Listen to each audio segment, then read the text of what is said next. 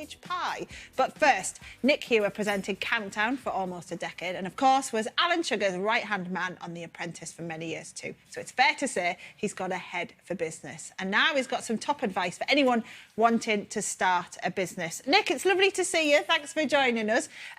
There's some interesting research out, isn't there, about people over 40 starting a business. A third of people over 40 have started a business. Why do you think that's the case? Why is it so popular? Well, I think COVID had something to do with it. Lockdown, people were reassessing what they were going to do with their lives. But at the moment, of course, energy bills going through the roof, the cap comes off in April, but also bank rate almost certainly due to go up and inflation roaring away. What does this all add up to? People need more money. Maybe they can put more time in at the office or the factory or wherever. Or why not start something on your own? It's never been easier. And this survey was conducted by a web hosting company called 123reg. And funnily enough, I went on there yesterday and I could buy nickhewer.com for 99 pence and you'll be told how to build your own website. So it's simple to do. It's timely because people need more money.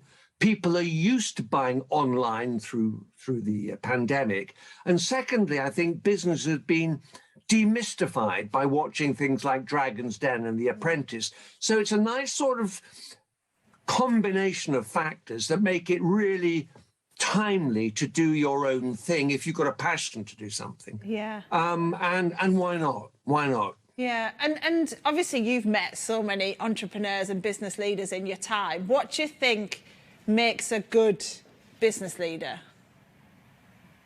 Business leader or entrepreneur, I think the entrepreneurs have all got a little thing in their tummy. It's a bug, and they've got tremendous focus. And focus, I think, is the key thing. Look after the money. Focus, something you're passionate about. You can't wake up and start an airline tomorrow morning, but you can certainly, if you happen to have a complete thing about motorbikes, you might, offer your skills as a motorcycle mechanic or a truck driver, or you're a baker, or maybe you're brewing your own beer, all sorts of things. When you think about all the sort of arts and crafts shows there are on television these days, the Sewing Bee, Bake Off and all the rest of it, so have a passion for something and a focus and get online. It's never been easier. And, we're all going to need a bit more money in the coming months and perhaps years. Yeah. And what, out of all the people you've met, who can you give us some examples where you've seen, brilliant entrepreneurs who've changed careers and started a business or anything like that? I do, and I'm very friendly with one of them, and his name is Alan Sugar. And when he was a kid, when he was a kid in the East End, it's a lovely story, actually.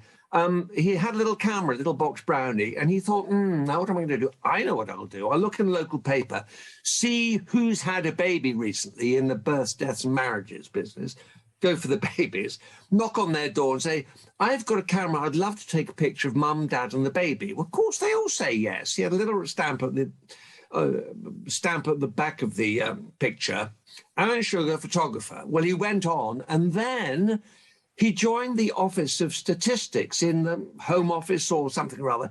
They said, for goodness sake, young man, get out. Don't be tied in here in the ministry. Go and do something. And he went off and he bought a whole load of car aerials, stuck them in the back of a minivan, and he drove around London selling them at electrical shops. And that was the beginning of Amstrad. That was the beginning of a whole revolution in the consumer electronics market. And there we are. That was Alan Sugar, a billionaire who is now entertaining not only the UK, but also Australia with The Apprentice. And there he is with his BAFTA. Are you watching The Apprentice, Nick, at the minute? I am, yeah. Have you got a fave? Well, we always have favourites. We always knew exactly who's going to win right on the first episode. And you know something, Steph? We're always completely wrong because the winner is somebody. It's true. We all think, oh, no, they've miscast. This one is certainly going to win.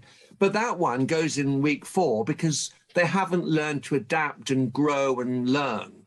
It's the people that grow and learn and adapt and work in a team and all the rest of it. Those are the ones that come through, and the winners are terrific. Yeah. They really are terrific. Are you going to give us a name, or are you going to stay silent about what you think is your favourite? Well, no, because I'll get it wrong. And anyway, it would be unfair on her.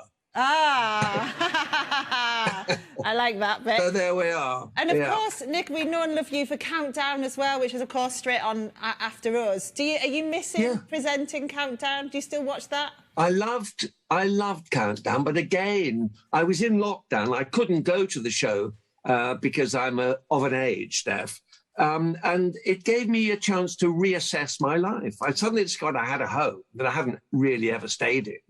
And I rather liked it. And I thought, you know, nearly 10 years on Countdown. It's time. I did 10 years on The Apprentice, 10 years on Countdown. There was a bereavement, of course, because I love the people. I love the show. Great team up there, you know. Yeah. In Doc 10 up in Salford. Wonderful people. And Susie and Rachel.